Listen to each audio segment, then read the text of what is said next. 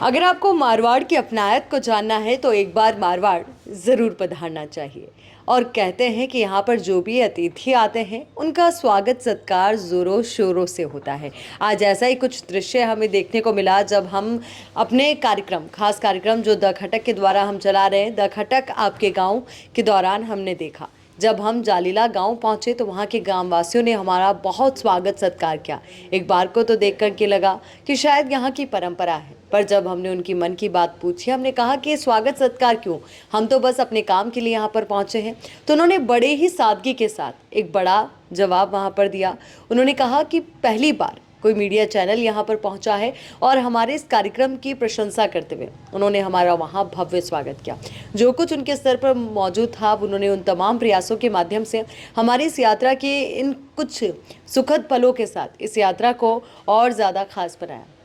आज का हमारा दिन बहुत हेक्टिक स्केड्यूल था। 4 गाँव में हम पहुँचे, अलग अलग जगह पहुँचकर वहाँ के लोगों की जाकर के हमने समस्याएं सुनी, जाना पहचाना कि आखिर ग्राम पंचायतों के स्तर पर क्या क्या काम हो रहे हैं, कितना पैसा जो उठाया गया है ज़मीनी स्तर पर कितना काम उसको लेकर के हुआ है, आगे क्या जो पाइपलाइन में परियोजनाएँ हैं, तमाम पहलू थे।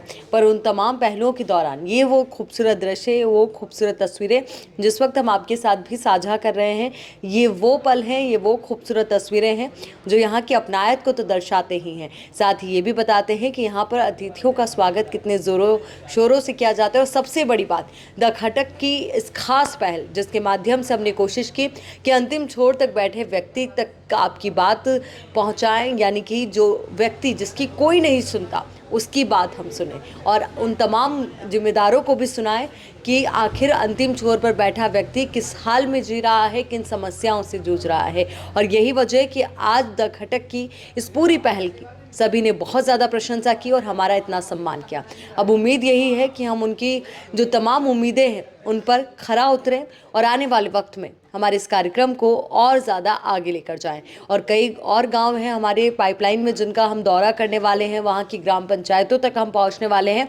और कोशिश और कवायद हमारी भी यही है कि हर एक ग्राम पंचायत में पहुंचे, बाड़मेर जिले में स्थित, और वहां पर पहुंच करके लोगों की समस्याएं सुने, आखिर ज़मीनी स्तर पर क्या दिक्कतें हैं, लोग क्या चाहते हैं। और एक बार फिर से हम तमाम उन लोगों का शुक्रिया अदा करना चाहेंगे जिन्होंने हमारा इतना भव्य स्वागत किया, हमें और हमारी पूरी टीम को जो वहाँ पर मौजूद थे। भरत जी हमारे साथ थे, मेरे सहयोगी राजेंद्र वहाँ पर मेरे साथ थे, और मैं आयुषी जो वहाँ पर मौजूद थी। उन्होंने साफ़ा पहनाया, साथ ही शॉल भेंट किया, फूलों की वर्षा के साथ हमारा स्वागत किया। सोचिए, एक ऐसा गांव जहाँ पर शायद ही कुछ संसाधन उपलब्ध होते हैं, उन्होंने तमाम संसाधन जुटाए। और कल हमने ये जानकारी दी थी हम कौन कौन से गाँव पहुँच रहे हैं।